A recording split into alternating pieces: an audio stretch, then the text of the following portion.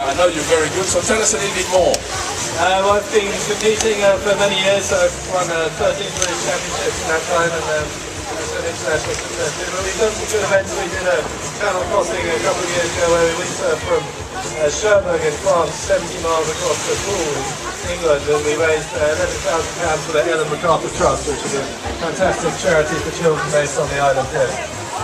Well, 70 miles in 35 knots of breeze. Yeah, we didn't want to do it on a light day, which is been pretty cash. We did it in a proper storm. We waited almost a whole year for the right storm, but it was a proper 35-knot storm charging up the channel and full on. How long did it take you to cross the channel on a board? It took much longer than we expected. It took us 6 hours in the end. We had all sorts of trauma.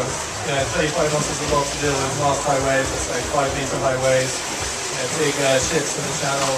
Plus we did some stuff, we did some photos when we got to the English side on the coast. So, we could have done it a bit quicker, but it wasn't a race, it was just a challenge, so we weren't against the clock. Yeah, great start, man. Raising £11,000 for the Ellen MacArthur Trust. Yeah, well done, guys. Well done.